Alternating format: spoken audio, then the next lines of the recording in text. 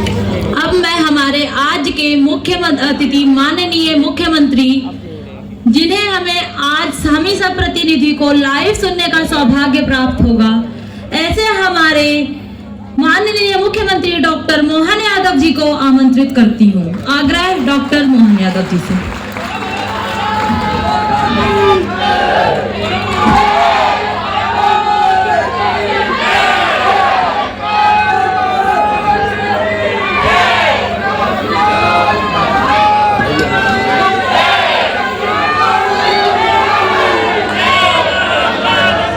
बोले महाकाल महाराज की, गोपाल कृष्ण भगवान की, भारत माता की। विद्यार्थी परिषद का प्रदेश अधिवेशन, प्रांत अधिवेशन, और वो भी गुना की धरती पर। मुझे इस बात का आनंद है, अभी अभी हमारे बीच हमारे राष्ट्रीय संगठन मंत्री माननीय आशीष जी ने बहुत अच्छे से विस्तार से विषय रखा। मैं मध्य प्रदेश सरकार की ओर से अपने इस प्रदेश में आपका स्वागत करता हूं, अभिनंदन करता हूं। इसी मंच पर विराजमान हमारे प्रांत अध्यक्ष धर्मेंद्र राजपूत जी, आपका भी स्वागत है, अभिनंदन है। संदीप जी अब नए दायित्व का निर्वहन करेंगे मालवा के संगठन मंत्री बन करके। हमारे स्वागत समिति के माननीय अध्यक्ष राकेश अग्रवाल जी, सचिव श्रीमान यशवर्धन भार्गव जी, वरुण कुशवाहा जी, शिवराज चंदेल जी, मोनिका शर्मा जी, मंच के सामने हमारे सभी वरिष्ठ जन, हमारे अलग अलग दायित्वों के संघ परिवार के हमारे सभी सम्मानीय आमंत्रित अतिथिगण, इस अवसर पर सभी विद्यार्थी भाइयों बहनों, कार्यकर्ता साथियों, पत्रकार मित्रों, विद्यार्थी परिषद के अधिवेशन में आके बोलना ये सच में रोमांच भी पैदा करता और आनंद भी देता है। इसका एहसास अलग प्रकार का होता है। ऐसा आनंद आता है कि आपके बीच बाकी सब छोड़ो, यही बैठ के सुनते रहो, यही आनंद लेते रहो।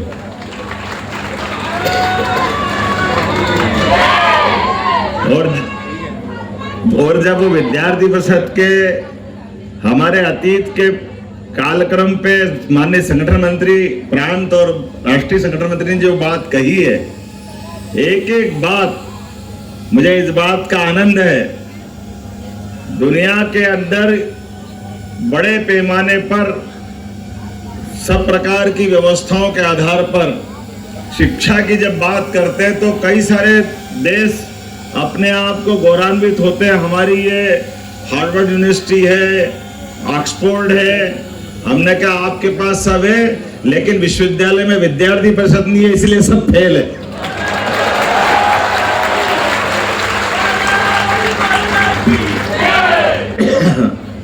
किताबों में अगर सब कुछ होता तो फिर बचता क्या है? किताबों में अपनी विद्या हो सकती है।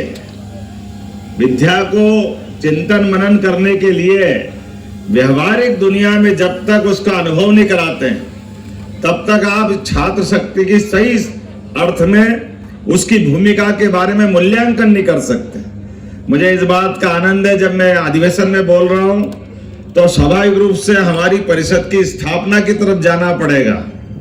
हमारे राष्ट्रवादी विचार की धारा के बलबूते पर संघ के माध्यम से 1925 से प्रारंभ हुई यात्रा 48 तक आते आते जब देश की आजादी के साथ दुर्दैव से हमारे उस विचारधारा वाले लोगों का सब प्रकार से राजनीतिक दृष्टि से कितना दुर्भाग्य था उस समय का।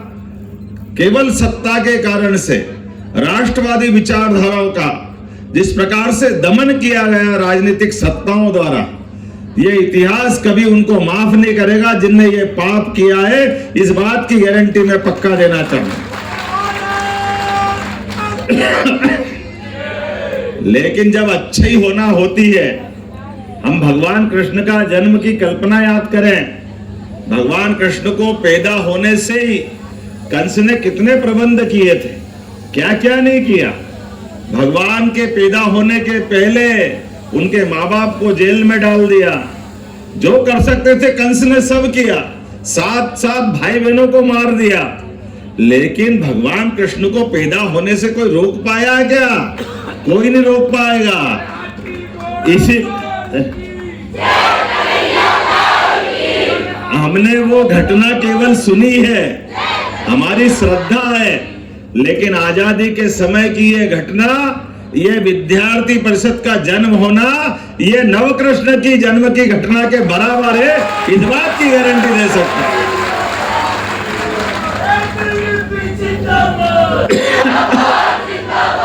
और उसके प्रमाण भी कदम कदम पे दिखाई दिए।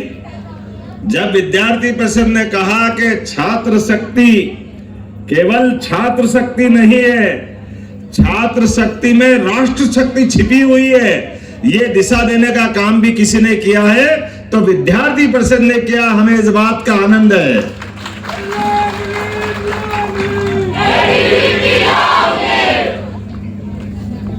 विद्यार्थी परिषद के माध्यम से काल के प्रभाव में हमारे लोकतंत्र के लिए, जब लोकतंत्र का गला घोटा जा रहा था, तो गुजरात से आंदोलन खड़ा होता है, जो बिहार तक जाकर के जयप्रकाश नारायण का परिवर्तन, सिंहासन खाली करो कि जनता आती है, इसका अगर कोई रीढ़ की हड्डी था तो विद्यार्थी परिषद की भूमिका थी। मुझे इस बात का गर्व है।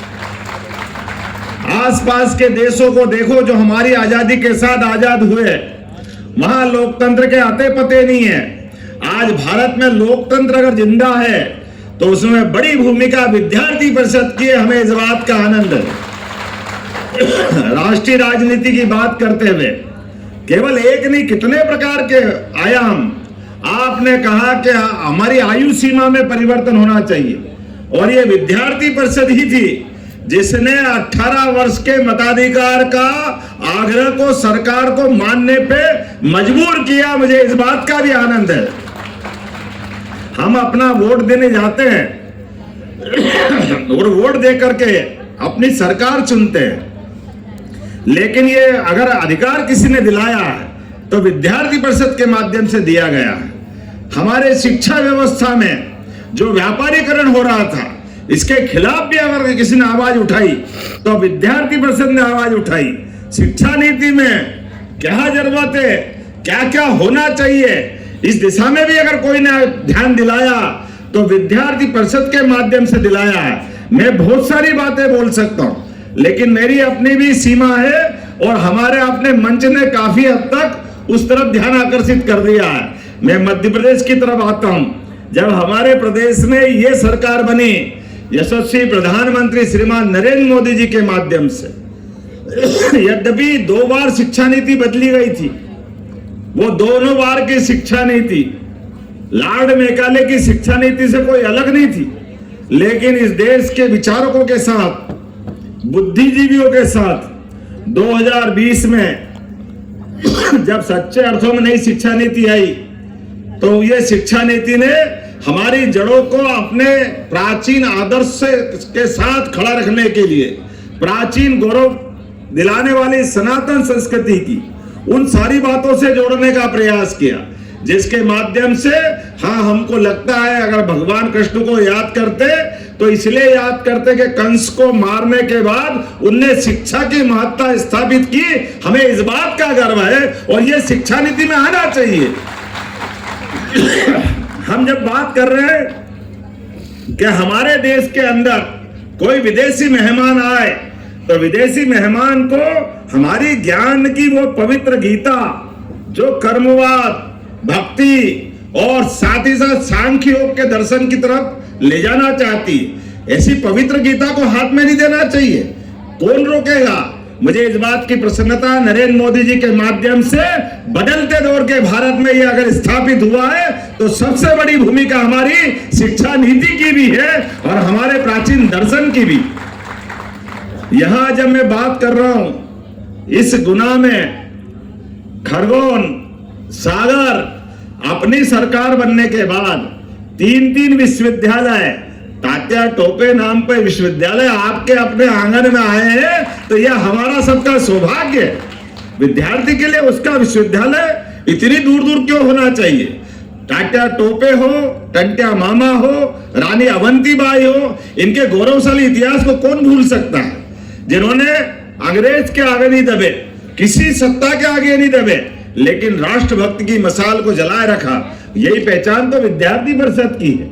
ये गौरवशाली अतीत से भी जोड़ती है और भविष्य की तरफ अपना प्रकाश फैलाती है। मुझे इस बात की प्रसन्नता है, हमने 55 पीएम एक्सीलेंस कॉलेज चालू किए, जिसके माध्यम से एक जिले में एक आदर्श महाविद्यालय होना चाहिए जिसमें सभी प्रकार की शिक्षा।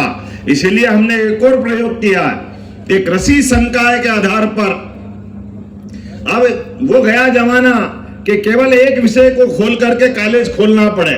हमने अपने विश्वविद्यालयों में, महाविद्यालय में भी एग्रीकल्चर की पढ़ाई चालू की, इसलिए कि आज हमारा कृषि प्रधान इतना बड़ा प्रदेश है, तो अपनी पढ़ाई के बाद अपने खेत में भी जाए तो उसको आनंद होना चाहिए।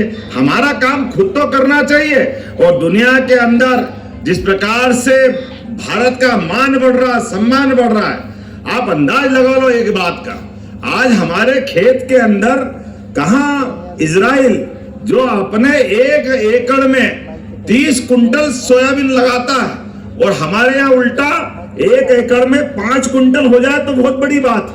लेकिन आज के समय में अपने ज्ञान और खोज के बलबूते पर मध्य प्रदेश भी करवट बदल रहा है। आने वाले समय में निश्चित रूप से जल की उपलब्धता के आधार पर आज मध्य प्रदेश जो आगे बढ़ेगा, ये नई पीढ़ी के माध्यम से बढ़ेगा। मुझे पूरा भरोसा है आपके माध्यम से बढ़ेगा। इसलिए सरकार प्रयास कर रही है कि आज हमारे 1-1 इंच जमीन का सिंचाई का रकबा बढ़ना चाहिए। इसलिए केन बेतवा, पार्वती, काली सिंध, चंबल, इन योजनाओं के माध्यम से विश्व का नदी जोड़ो अभियान की कल्पना अटल बिहारी वाजपेयी जी ने की थी। लेकिन नरेंद्र मोदी जी के नेतृत्व में हमारी सरकार दोनों योजनाओं को इसी साल भूमि पूजन करने जा रही है। इस बात का आनंद है। जल ही जीवन है। जल न केवल खेती में बल्कि पीने का पानी भी, और पीने के साथ साथ उद्योग धंधे के लिए भी। अभी राकेश जी बता रहे थे जिस प्रकार से संभाग में आ जा करके हमने अपनी इंडस्ट्री कॉन्क्लेव की है। अरे हमारी युवा पीढ़ी अब केवल रोजगार मांगने वाली नहीं, रोजगार देने वाली बनना चाहिए। इस बात पे हमारी सरकार काम कर रही है। नए स्टार्टअप के माध्यम से, नई कल्पनाओं के आधार पर आपकी अपनी उड़ान, जहां तक आप जाओगे सरकार आपको लगातार मदद करेगी। इस दिशा में हमने बढ़ने का निर्णय किया है। मैं एक नहीं बहुत सारी बातें बता सकता हूं। हमारे अपने कृषि संकाय की समान हमारे हेल्थ डिपार्टमेंट में भी सरकार बनने के बाद आशीष जी भाई साहब, हमारा चिकित्सा शिक्षा मंत्रालय अलग चलता था, हेल्थ डिपार्टमेंट अलग चलता था। हमने कहा ये दुनिया में कहीं नहीं होता है। जहां मेडिकल कॉलेज होगा वहां हॉस्पिटल होना ही चाहिए। 2 मंत्री अलग अलग क्यों चलना चाहिए? और मेडिकल के बच्चे हमारे प्रदेश के क्यों नहीं बनना चाहिए? आपकी जानकारी के लिए बता दूं, 2003-4 तक इस प्रदेश में केवल 5 मेडिकल कॉलेज थे। 1956 में मध्य प्रदेश बना और 2003-4 तक केवल 400 सीट हमारी स्नातक स्तर की मेडिकल कॉलेज की थी।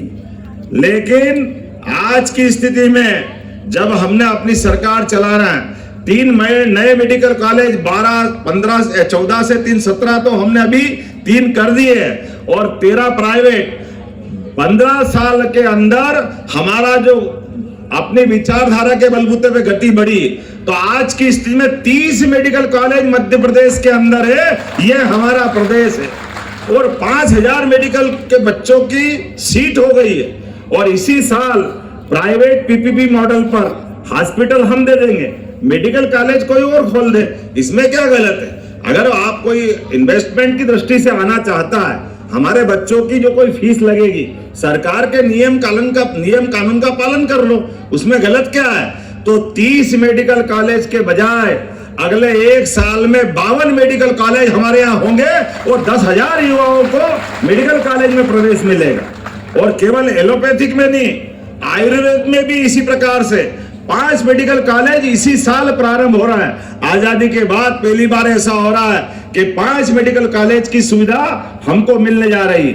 और ये अपने पूरे क्षेत्र में ऐसी एक नहीं कई सारी बातें बता सकता हूं, लेकिन पैरामेडिकल, नर्सिंग, ये तो हर अपने स्तर पे होना चाहिए। हम लगातार प्रयास कर रहे हैं। एग्रीकल्चर भी, मुझे मालूम नहीं है विश्वविद्यालय ने खोला कि नहीं खोला, कृषि शंका है। अगर नहीं खोला है तो खोलने के लिए मैं यहीं से घोषणा करता हूं, हमारे गुना के अंदर एग्रीकल्चर की सीट यहीं से होना चाहिए। और केवल एग्रीकल्चर नहीं, पैरामेडिकल और नर्सिंग के भी, अरे अपनों को क्या परेशानी है, पास के हॉस्पिटल में प्रैक्टिकल कर लेंगे, लेकिन अपने रोजगार परक कोर्स तो होना ही चाहिए, वो नहीं होना चाहिए। जितने प्रकार से रोजगार देने वाले कोर्स है, वो सारे के सारे कोर्स खोलने के लिए सरकार कटिबद्ध है। हमारे विद्यार्थी अगर पढ़ने आ रहे हैं तो पढ़ते पढ़ते उनके जीवन की दिशा तय होना चाहिए, उनके हाथ में हुनर होना चाहिए। उनके सपनों को सार्थक करने के लिए सरकार पीछे से मदद करती दिखाई देना चाहिए। इसी दिशा में आए तो सच्चे अर्थों में विद्यार्थी परिषद ज्वाइन की। विद्यार्थी परिषद क्या सिखाता है? विद्यार्थी परिषद सिखाता सच्चा देशभक्त नागरिक बनना, अपने जीवन में अपनी गौरवशाली अतीत से जुड़ करके भविष्य के सपनों को आगे लेके चलने में उत्तम श्रेष्ठ नागरिकता धारण करना, अर्थात देशभक्ति के साथ कोई कॉम्प्रोमाइज नहीं करना, समाज में उत्तरदायित्व जीवन जीना, भविष्य के लिए समाज का समग्र सोचना और सनातन संस्कृति पे गर्व करना। इस दृष्टि से हम आगे बढ़ेंगे तो सच्चे अर्थों में मानवता की स्थापना करना, उसको हम सरल भाषा में वैदिक वाक्य में कहते हैं, सर्वे भवन्तु सुखिनः सर्वे सन्तु निरामया। केवल ये घोषित वाक्य नहीं है, इस वाक्य पे पूरा जीवन गुजारे, ये सच्चे अर्थों में हमारे उत्तरदायित्व की भावना, अर्थात केवल किताबी ज्ञान नहीं, व्यावहारिक ज्ञान अर्जित करते करते विद्यार्थी इस देश और प्रदेश के साथ साथ विश्व का जवाबदार नागरिक बने, ये भावना के साथ हमारी विद्यार्थी परिषद काम करती है। मेरी अपनी ओर से परिषद के सारे मित्रों को कोटि सा बधाई देता हूं और धन्यवाद देता हूं कि मुझे बुला करके आपने ये मौका दिया कि मेरे मित्रों से बात कर सकूं। आपने इशारा किया है, हमने शुरुआत की है।